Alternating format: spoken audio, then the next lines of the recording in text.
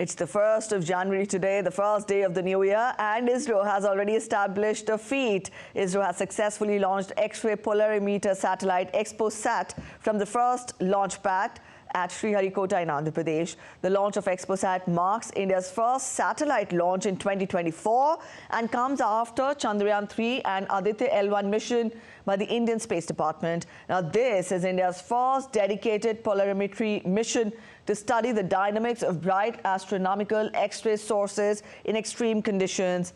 XPOSat stands as the world's second X-ray polarimetry mission, following NASA's launch of the Imaging X-ray Polarimetry Explorer in December 2021.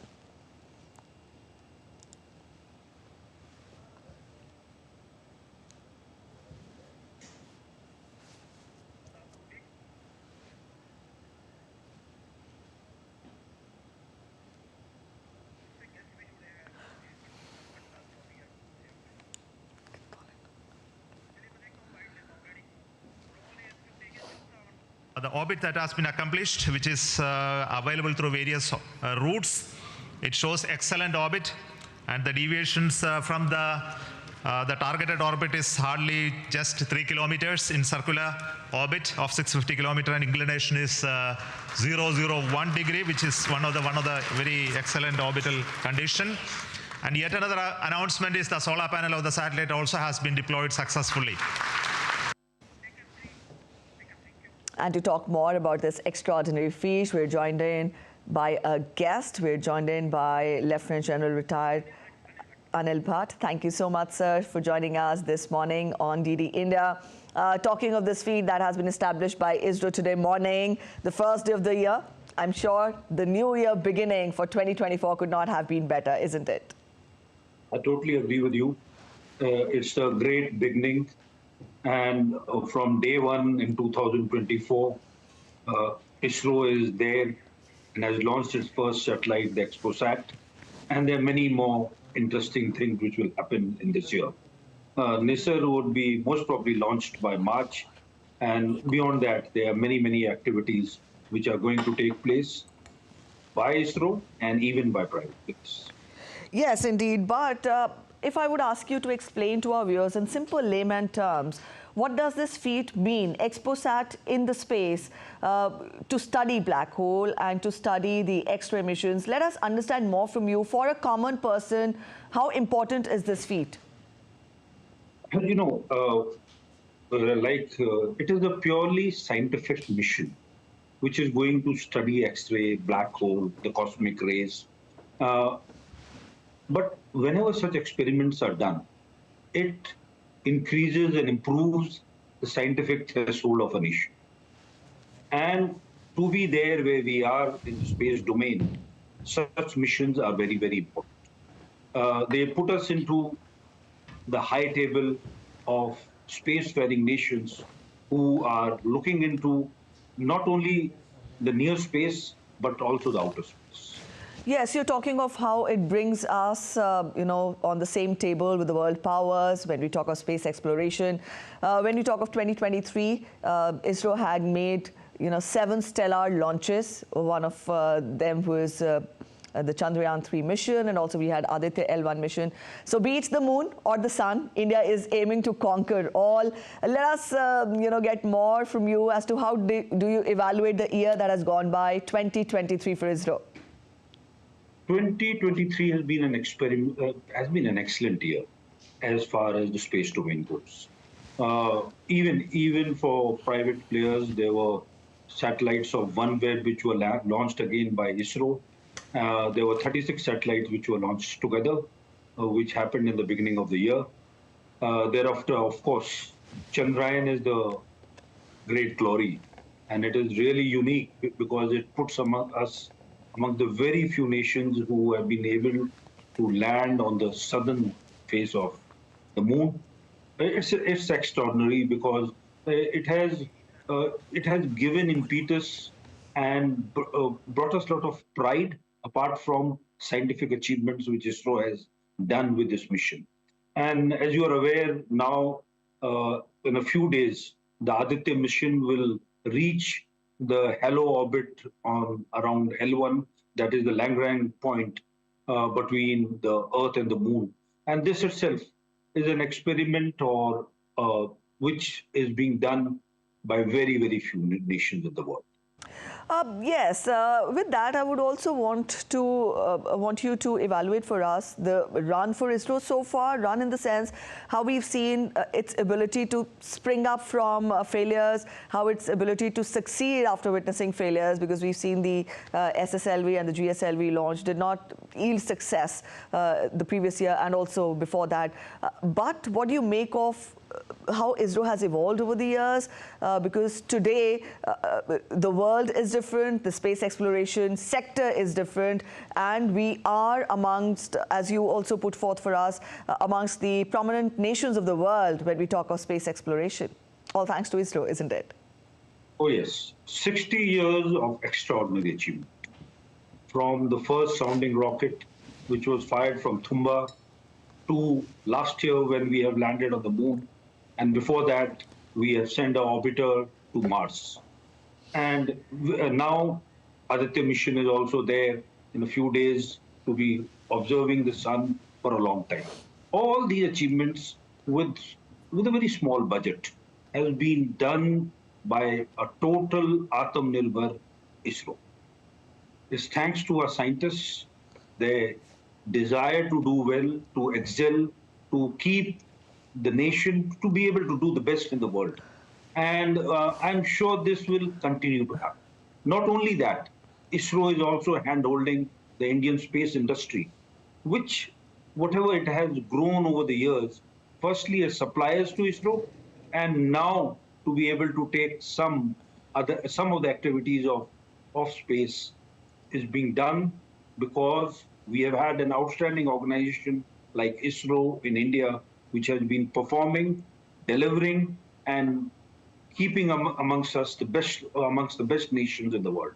Yes, indeed. Talking of today's launch, the ExpoSat launch, this not only is stamping on the excellent scientific prowess, the scientific acumen of our scientists, but this is also symbolic of women empowerment, the involvement of women, and also how the startups have got more support from this launch, and also this talks volumes again of the private sector again venturing into space exploration, guided by the government. This is one opportunity which has been provided, and this is called Poem 3, which is experimental thing which has been done now, where 10 experiments are being done, which have been approved by InSpace. It has 3 of our startups there, Bellatrix, Dhruva, Take Me to Sky, and many missions from other institutions also. This provides a platform for budding startups to be able to experiment, carry out see the space capability of some of their equipment. And it is all an idea which has emanated from ISRO and has been helping the private sector, the new startups, even academic institutions to carry out these experiments. It helps overall in improving capabilities in India. Yes, it is not just a supremacy in space exploration sector that India is aiming for, but also a very important aspect is self-reliance or Atmanirbharta in the sector. What is your evaluation of that so far? In Atmanirbharta, ISRO has done a better job than many others, and maybe it started a few decades earlier because ISRO was under sanctions, especially after the peaceful nuclear explosions which had been done by India. And in that period of sanctions which were imposed on India, there was no choice but to do built up in-house capabilities. And that is why we've been able to build excellent launch vehicles, a cryogenic engine, and many things of the best of the world we and our scientists have been able to. Yes, the promising launches, the promising feats that have been established by ISRO gives, in fact, a lot of reassurance. But then I'm sure the space exploration as a sector is still not away from obstacles and hurdles. When we talk of the challenges and the road ahead, how do you foresee it? Space is full of risks. Yes. It is full of experiments where there will be successes and failures. But the percentage of success has been very high for ISRO, and I'm very sure it is going to continue that way. Yes, many of the things putting a human being on space, landing on the moon will be very major challenges. They will not come easily, but with the caliber and capability we have, the desire to do it we have, I'm sure it will be done in the timelines which have been laid out. All right, sir. With that positive and optimistic note on this first day of the new year, thank you so much for joining us with your insights. And a very happy new year to all your viewers. Thank you, sir. Thank you for your wishes and a happy new year to you too. So that was Lieutenant General Anil Bhatt joining us and spelling out more evaluation for this feat that has been established by ISRO. In a short while from now, we will have ISRO chief address the press on this extraordinary feat. But before that, we'll track other news updates also for you. And for our viewers who are joining in late, this is the first day, the first morning of 2024. And here we have ISRO successfully launched ExpoSat. This is India's first satellite to study dynamics of bright astronomical X-ray sources. We'll keep you updated, and we are in fact awaiting the press conference, the press address by the ISRO chief. We'll get you that once that begins. But meanwhile, let's turn focus to other updates that we're tracking. The BRICS alliance is set to expand as 5 new member countries join in 2024, ushering in a new era of economic cooperation and influence. The newcomers include Egypt, Ethiopia, along with energy powerhouses Saudi Arabia, United Arab Emirates and Iran. DD India's correspondent Jessica Taneja has more details on this. A coalition of 5 major economies, including Brazil, Russia, India, China and South Africa, is steadily enhancing its influence, offering a formidable challenge to the established Western architectural norms. BRICS will be breaking barriers, revitalizing economies, inspiring innovation, creating opportunities, and shaping the future. It recently gained 5 new member countries: Egypt, Ethiopia, Iran, Saudi Arabia, and the United Arab Emirates. Now, with Middle East oil behemoths on board, this larger coalition includes 3 of the world's top oil exporters, making up a significant 42% of the global oil supply. With 40% of the world's population, BRICS countries have outpaced G7 nations in their economic clout, as gauged by purchasing power parity. Contrary to popular belief, the entire bloc is not anti-Western. India's refusal to be drawn into a contest of competing global powers has been reiterated many times before, and BRICS is no exception. For India, when we confront a largely Western-created architecture, obviously we would like to encourage and facilitate and induce and pressurize changes which are badly needed. But it is done to add a non-Western layer and a input. So I make this very important distinction where India is concerned. India is non-Western. India is not anti-Western. Despite varying opinions and approaches among BRICS members on security and military issues, they find common ground in advocating for de-dollarization and are united in their focus on bolstering infrastructure to enhance the use of local currencies. And as we enter 2024, expect the world to become more multipolar and make room for middle powers to take center stage. Jessica Taneja for DD India. We're heading for a short break ahead, but still to come on this edition of DD India News Hour. With no respite likely in near future, Hamas and Israel intensify attacks against each other, even as the world steps into the new year. Democratic Republic of Congo's President Felix Tshisekedi re-elected for a 2nd term. And US weather conditions expected to worsen, winter storm and blizzard warnings issued.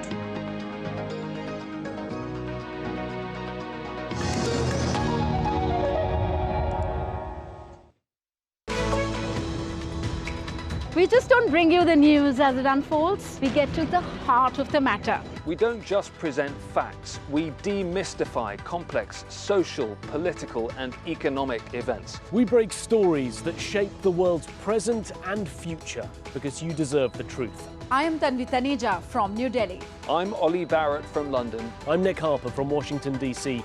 Join us on DD India Global Monday to Friday at these times.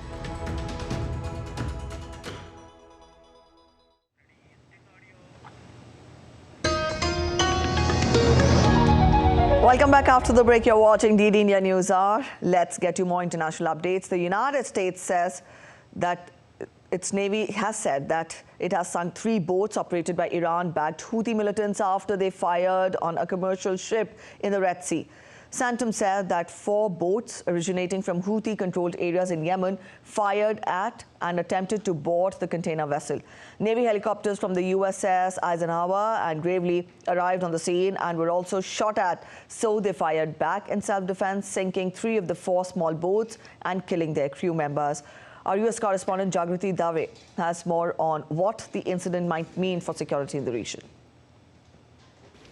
Well, there are concerns that this exchange of fire between the United States Navy and the Houthi militants is going to escalate the situation in the Red Sea. Many commercial vessels had been avoiding the route and taking longer trajectories around Africa, around the coast of Africa, to their destinations, which was significantly increasing the cost of shipping. This is a real worry for commercially, but also for security purposes. The United States spokesperson for the White House said that they are going to act in self-defense going forward. US CENTCOM said that they shot down 3 of the 4 boats in self-defense after the boats launched fire towards the US helicopters. So this is possibly one of the first direct engagements between the United States and Houthi militants in the Red Sea since October the 7th, when Hamas and Israel began their conflict. There are real worries about what this could mean in terms of an escalation, but also,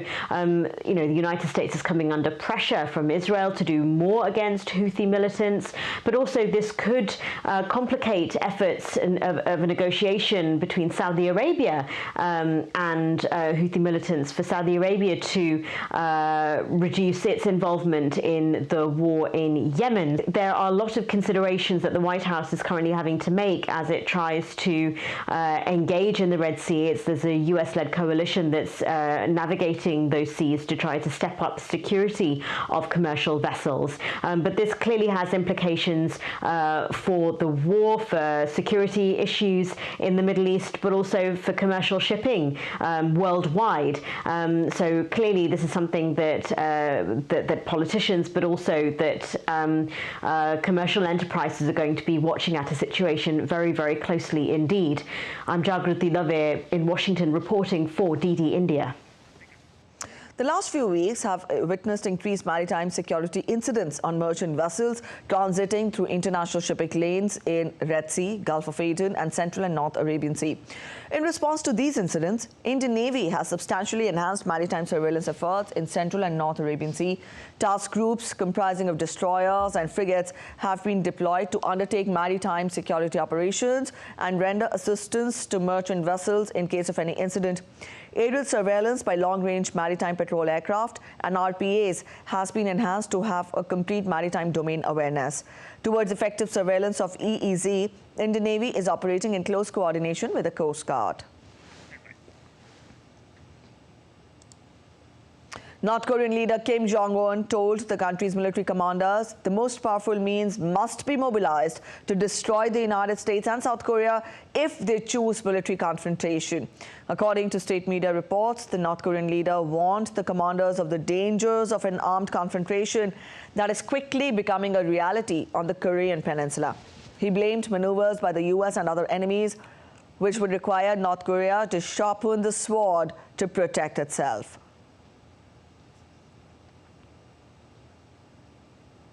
Taiwanese President Tsai Ing-wen said on Monday that Taiwan's relations with China must be decided by the will of the people and peace must be based on dignity. She also said that maintaining peace and stability in Taiwan Strait is the responsibility of both the sides. Her comments came after China's leader Xi Jinping said reunification with the island is inevitable. Asked about Xi's speech at a New Year's press conference at the presidential office in Taipei, Tsai said the most important principle on what course to follow on relations with China was democracy.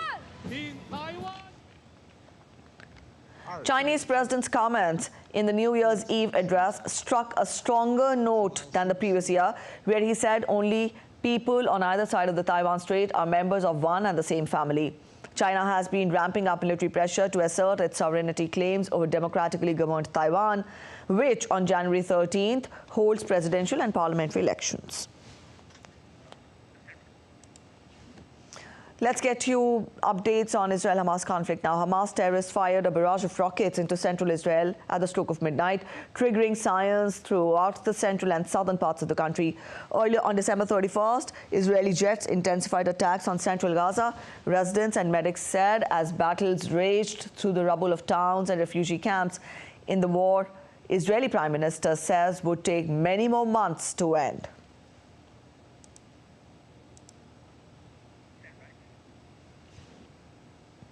The Israeli military said it will release some reservists who were called up to fight Hamas.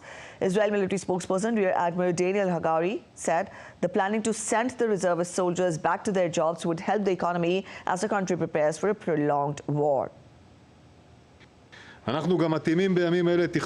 These days, we are also adjusting the plan for deployment of forces in Gaza and the engagement of reservists. Some of the reservist soldiers will return to their families and their jobs this week. This will allow a significant relief for the economy and will allow them to gather strength ahead of the coming activities in the new year.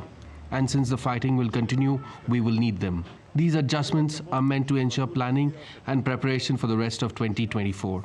The IDF must plan ahead with the understanding that we will be required to undertake more missions and the fighting is likely to continue throughout this entire year.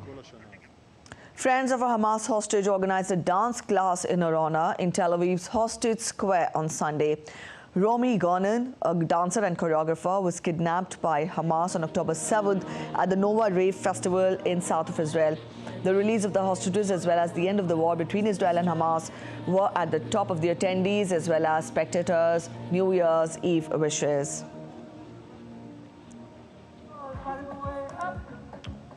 Updates now on Russia-Ukraine conflict. Both Ukraine and Russia accused each other of New Year's attacks. According to Russian-installed official, Ukraine's shelling of the city of Donetsk in early New Year's Day hours killed 4 people and injured 14 others, while Ukrainian officials said at least 1 person was killed in Russia's air attack on Odessa. Ukraine's Air Force said Russia's air attack also targeted Mykolaiv and Dnipro regions.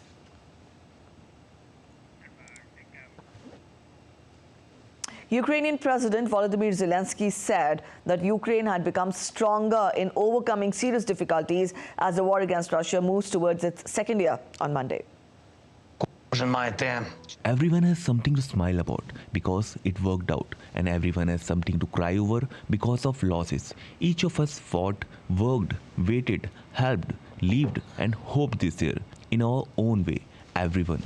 But everyone will find something common to all Ukrainians this year. The major result of the year, its main achievement. Ukraine has become stronger. Ukrainians grew stronger.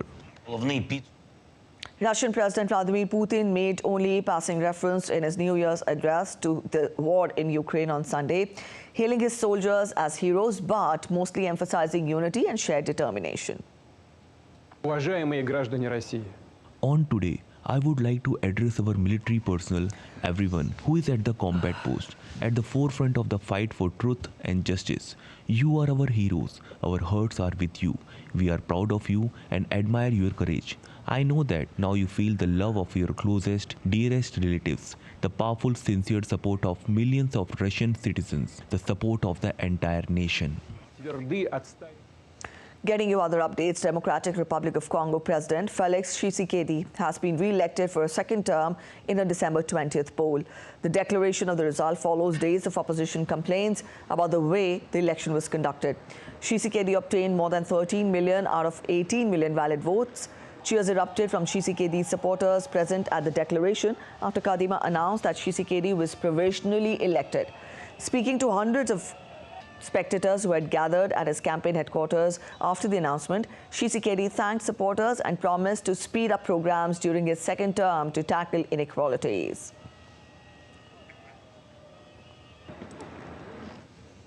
Denmark's Queen Margaret II, Europe's longest-serving monarch, will abdicate on January 14th after 52 years on the throne and will be succeeded by her eldest son, Crown Prince Frederik. The 83-year-old Queen, who ascended the throne in 1972, made the surprise announcement on live television during her traditional New Year Eve's speech. The Queen became the longest-serving monarch in Europe following the death of Britain's Queen Elizabeth II in September 2022. In July, she became the longest-sitting monarch in Denmark's history.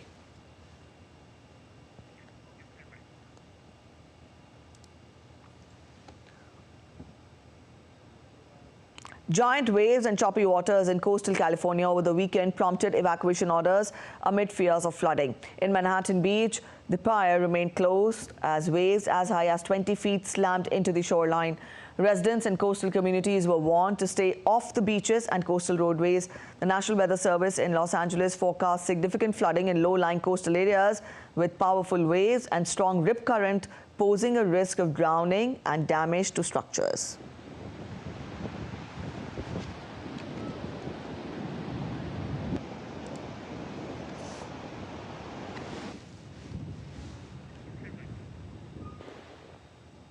German Chancellor Olaf Scholz on Sunday visited parts of northern Germany hit by floods after days of heavy rains.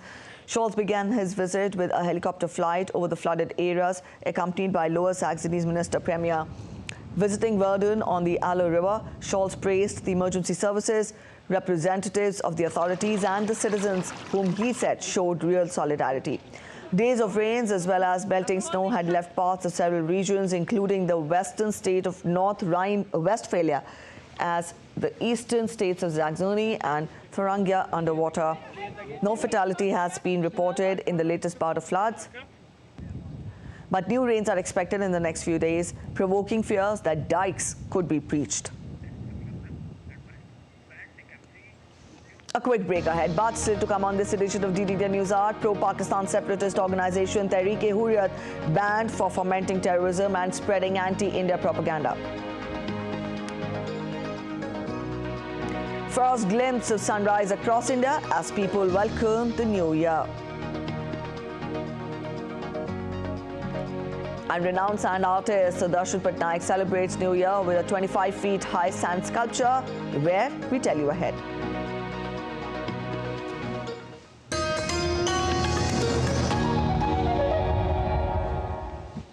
In a world that never stops, where information shapes our reality, one app stands out, helps you stay ahead of time.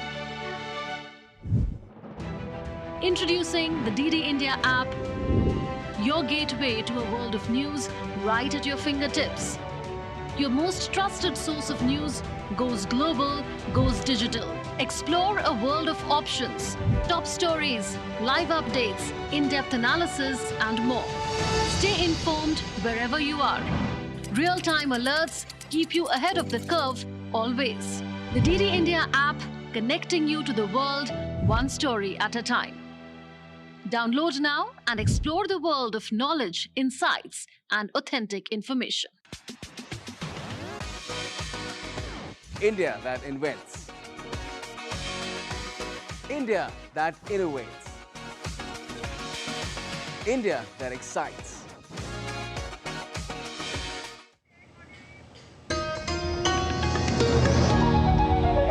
Welcome back after the break. You're watching DD India News Hour. A quick relook at the top stories once again.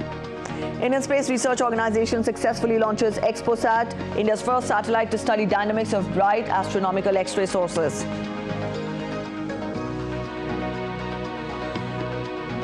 US helicopters repel attack on ship in Red Sea, kill 10 Houthi rebels. Indian Navy enhances maritime surveillance efforts in Arabian Sea. And world welcomes New Year with great enthusiasm. Fireworks display across the world. DD India wishes you all a very happy and a prosperous New Year.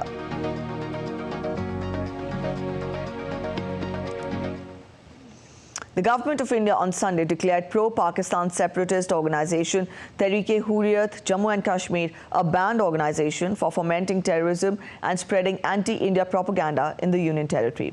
Announcing the decision, Union Home Minister Amit Shah said the group was found spreading anti-India propaganda and continuing terror activities to fuel secessionism in Jammu and Kashmir.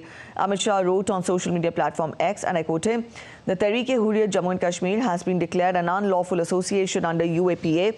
The outfit is involved in forbidden activities to separate Jammu and Kashmir from India and establish Islamic rule. The group is found spreading anti-India propaganda and continuing terror activities to fuel secessionism in Jammu and Kashmir. Under Prime Minister Narendra Modi's zero-tolerance policy against terrorism, any individual or organization found involved in anti-India activities will be thwarted forthwith." Pakistan's election body, the Election Commission of Pakistan, has rejected former Prime Minister Imran Khan's nomination to contest the 2024 national elections in 2 constituencies. Pakistan's top poll body rejected nomination papers of Imran Khan and most of his supporters. Khan, who has been embroiled in political and legal battles since his ousting as Prime Minister in April 2022, filed nomination papers despite being disqualified due to a corruption conviction. The commission cited his lack of voter registration and disqualification as reasons for rejection. Meanwhile, Imran Khan claims he is being targeted by the military, but they deny this.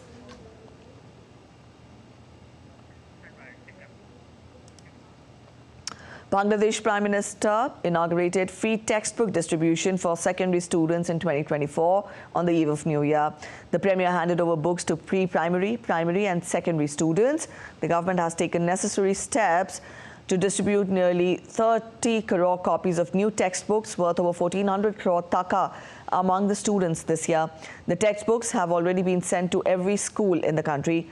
The distribution is set to commence officially across the country in the new year.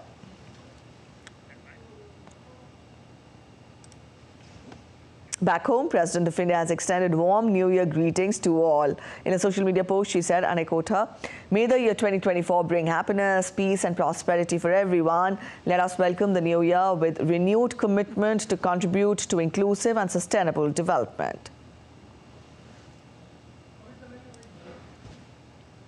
And India's Prime Minister Narendra Modi also extended New Year greetings to the nation and wished joy and good health to everyone. In a post on social media platform X, the Prime Minister said, and I quote him, "Wishing everyone a splendid 2024. May this year bring forth prosperity, peace and wonderful health for all."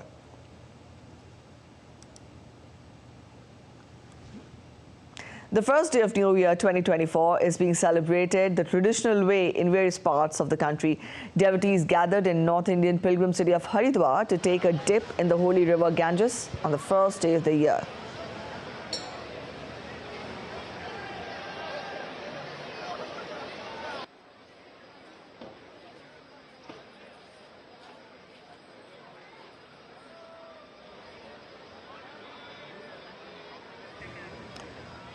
And as people across India welcome the new year, let's take a look at some of the glimpses of the first sunrise of 2024 coming in from different parts of the country. Now, these visuals are from the northeastern state of Assam, where the sun rises early. A beautiful beginning to 2024 in Assam.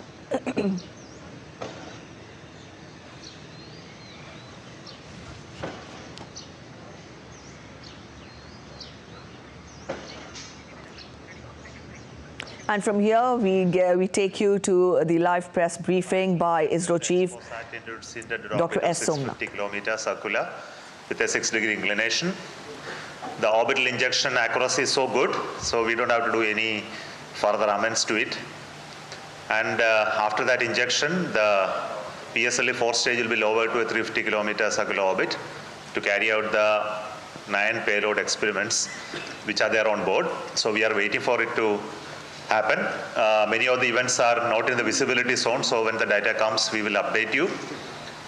So as far as this PSLV goes, it has very uniqueness. One is, of course, is the 60th launch. Then this satellite is a very unique satellite, complementing the scientific objectives that we have set for various observations of the universe. It goes with AstroSat. It goes with the Aditya L1. So it's a class of satellite which is observing the universe in various frequencies, spectral bands, as well as in this satellite there is something very unique, the polarization measurements of the X-rays which are coming from distant objects Of course, all its details are there, and we will discuss it if you have any specific questions on it. And also it indicates the collaboration that is possible between ISRO and other scientific institutions of this country. The primary payload is made by the Raman Research Institute, and the second payload is made by the astronomy group of UR Rao Satellite Center, like what we did for the Aditya L1, where the primary payload was from Indian Institute of Astrophysics, and other collaborating agencies like the Inter-University Center for Astronomy and Astrophysics. So it also shows how ISRO is collaborating with other scientific institutions, developing capacity of using the data across academy and other places in specifically science missions. Of course, PSLV has again done its job very well. And this poem this time is very unique because we want to lower it to a lower orbit, like 350 kilometers, because it had enough propellant to do that. And we want to make it so that the experiment is very, very less. And we can carry out the onboard experiments with the onboard power generation, with solar panels, its own computers, control system, etc. So we will seek more questions on any topic because it is a new year. Of course, you will ask me about what is waiting for in 2024. I am very aware of it. So we have my center directors and others sample here who have the responsibility to make the rockets and spacecraft. So over to you for any further questions.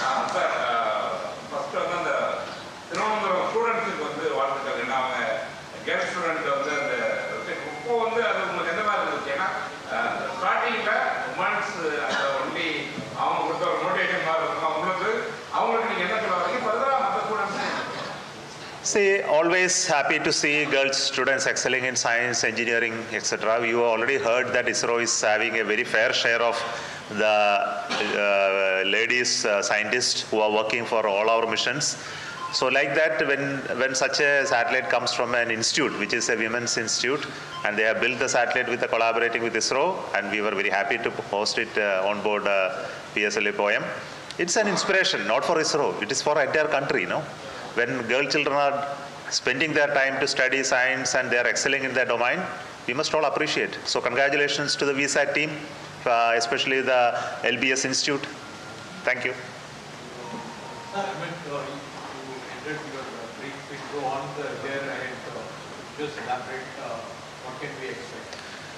In 2024 is going to be a year for Gaganyaan readiness. Of course, Gaganyaan manned mission we have targeted for 2025. If you are able to do everything in 2024 very well, that target will become difficult.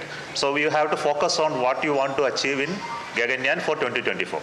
So to have details, the beginning of the Gaganyaan program started with the TVD1 mission of the abort mission. We have 4 in the series. At least 2 more we must do in 2024. So that is our target. So by that we will have the 3 abort missions demonstration. Then we must do at least 1 unmanned mission. Our target is to do 2 unmanned missions, beginning of this year as well as end of this year.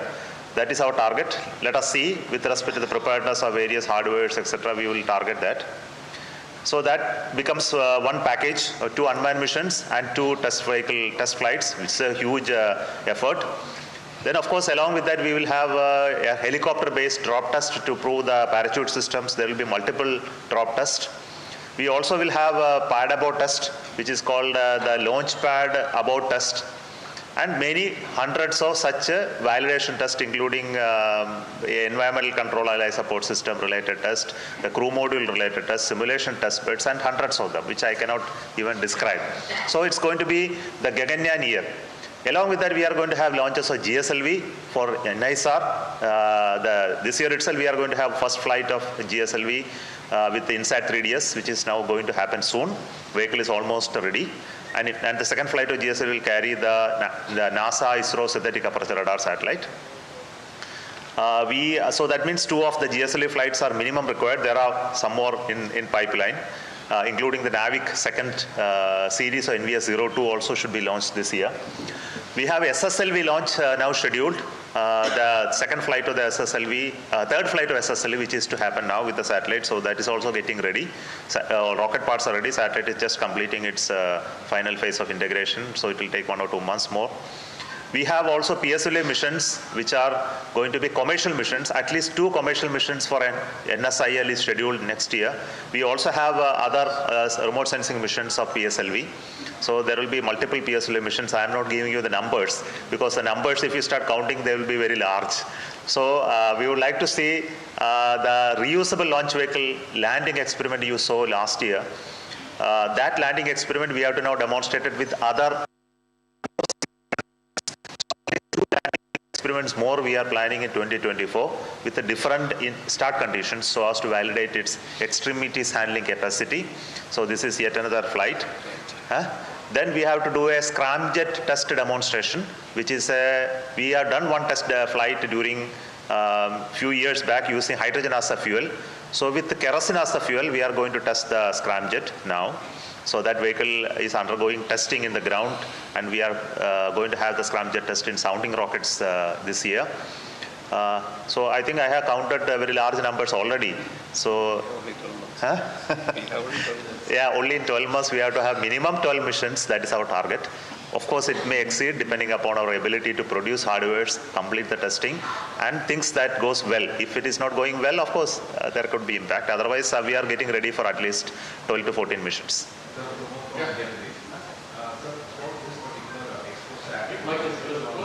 The research about black holes, supernova, and neutron stars. How is it going to, how will it help in promoting the knowledge for Indians and the entire world? And why are we only going for X-ray detection and no other radiation from these sources? Okay, I could have answered, but then I will request Shankaran to answer. Okay. Switch on. By very nature, black holes don't give any information out. That's why it is called black hole. It cannot give its own gravity to get out of it. So that is its own light also to get out of it. So there is no way to directly study the black holes. The only way to study black holes is when the black hole is tied to another object, which is an X-ray emitting object, and they together as a binary star. That is 2 stars together when they are there. The X-ray that is coming out of this X-ray emitting star is getting modified by the black hole. That how the X-ray gets modified by the black hole tells what is the characteristic of the black hole. That is how the black holes are going to be studied. Otherwise, there is no way of studying black holes. So this is a completely new science area. Around the world also a handful of people only are working in this domain area, and it is to the credit of our scientists in India that such a payload has been configured, realized, and now it is up in the orbit. We are all hoping for good science out of this. Sir, good morning. Karthik here from PTV. You said life of after the 4th stage is less. Can you define that? How is it? 6 months this payload will be sort of ready? Number one, and number 2 is can you give us an update on Aditya? Okay, the life of an object in orbit is determined by its orbital height. When the orbital height is lower, it will encounter more drag. You know, atmosphere is there even up to that altitude, very thin atmosphere. So you will end up with a drag, very low drag, and slowly the altitude will decay. So if anything is below 350, its life will be less than few months. So the decrease in altitude will be much faster than being at 450 or above. So typically all Earth observation satellites are placed in high altitudes 500 and above so as not to cause any degradation significantly. The life will further depend upon various other parameters like mass, its area, etc. because the drag is a function of various things. So it is not a unique number for any object. Depending upon the plan area, the drag area, which is going to vary, you can, and similarly the propellant available to keep it in orbit, etc. But for this stage, we are not going to keep it in orbit. There is no way to maintain the orbit. We are only maintaining the orientation while experiments are taking place, so as to maximize the energy generation from solar panels. It has a body-mounted solar panel. So our experiments are going to last only less than a month. Within a month's time, all experiments objectives will be met. So after So that was the media briefing by ISRO Chief S. Somnath. wherein he talked of how the new year has begun given the feat established by ISRO today morning. ExpoSat has been launched in the space, and that has been done to study the black hole and also the X-ray sources coming in from the space. And also he talked of how 2024 will be a busy and an ambitious year for ISRO, as a number of PSLV launches are envisioned and envisaged in the coming year.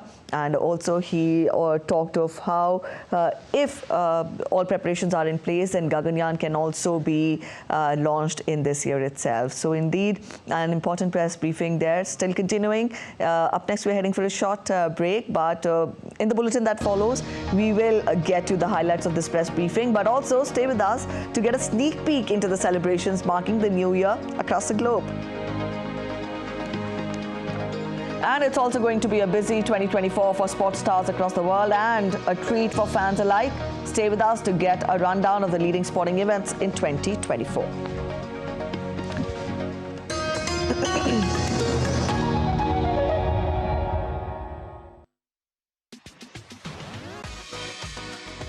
India that invents. India that innovates.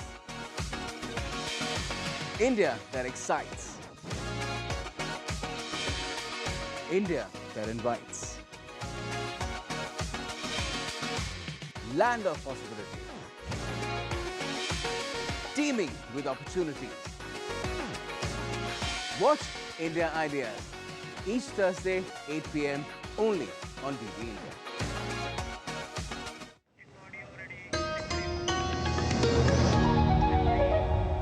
Welcome back after the break. You're watching DD India News Hour, and I'm Preeti. A quick look at the New Year celebrations. The New Year celebration and the New Year 2024 is welcomed with great enthusiasm and fireworks display from across the world. In Greece, the year 2024 was welcomed with a spectacular and colorful fireworks display that lit up the ancient monuments of the Acropolis in Athens.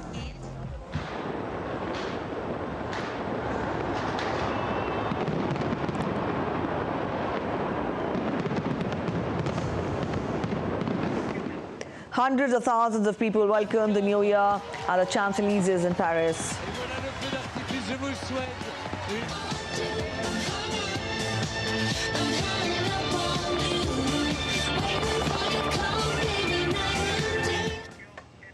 The United Kingdom welcomed 2024 with the shines of Big Ben and spectacular fireworks that were displayed in London.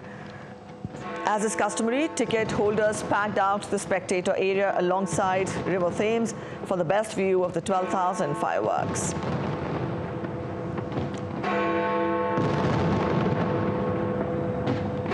Thailand's iconic countdown destination, Icon Siam, rang in the new year with an $8.5 million extravaganza at its riverside location in what is billed as its most spectacular New Year show ever organized and vying to be one of the top 5 greatest global countdown events. Fireworks were lit from all sides of Taipei 101 skyscraper to mark the start of the new year in Taiwan.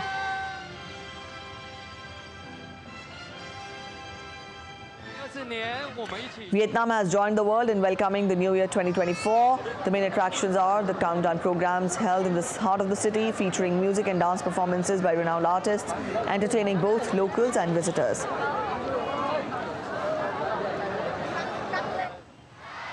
A spectacular New Year's Eve fireworks was also displayed over Victoria Harbour in Hong Kong to welcome the New Year. The facade of the Hong Kong Convention and Exhibition Centre was adorned with large-scale countdown clock ahead of a 12-minute fireworks performance.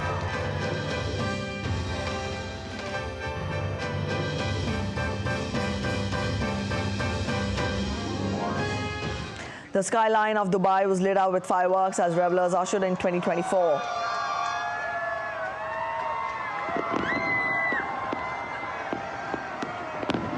Thousands gathered to watch spectacular fireworks displays at the world's tallest skyscraper, the Burj Khalifa. Thousands of travelers also watched fireworks show held in the nearby emirate of Ras Al Khaimah.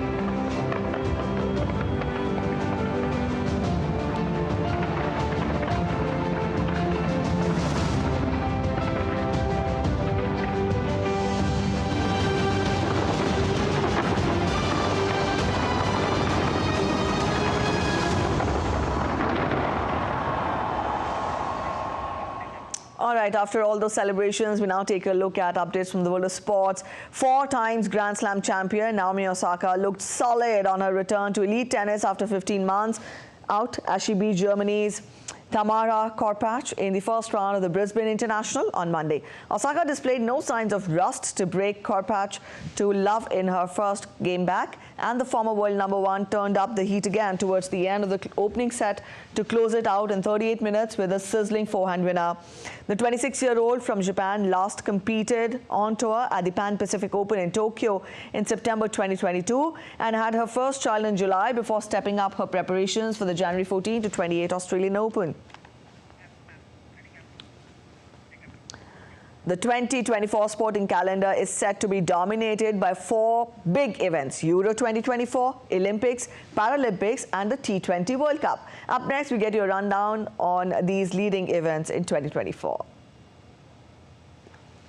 2023 was a massive year for sports, with several major sporting events taking place, including the Cricket World Cup, Rugby World Cup, FIFA Women's World Cup and Men's Hockey World Cup.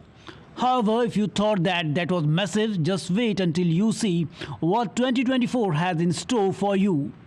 2024 brings with it some of the most prestigious and most watched sporting events in the world. Here is a rundown of the leading sports events in 2024. 15 to 28 January, tennis, Australian Open, Melbourne Park. 25th to 11th March, cricket, India vs England 5-match test series. 2nd to 18th February, aquatics, World Championships, Doha.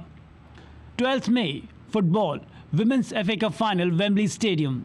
22nd May, football, Europa League Final at Dublin Arena. 25th May, football, FA Cup Final at Wembley Stadium. 26th May to 9th June, tennis, French Open, Roland Garros, Paris. 29th May, football, Europa Conference League Final, Athens. 1st June, football, Champions League Final at Wembley Stadium. 4th to 30th June, cricket, Men's T20 World Cup, hosts USA and West Indies.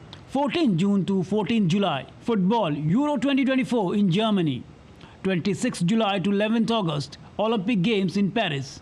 26th August to 8th September, tennis, US Open at Flushing Meadows in New York.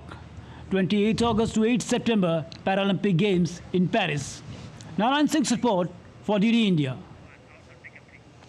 All right, that's it in this edition of DD India News Hour. But let us know your thoughts on the news of the day. You can connect with us on Facebook, X and also Instagram. We'll be back with more news as it breaks here on DD India. I'm Preeti Kaur signing off, and from all of us here in Delhi, thanks for watching DD India News Hour.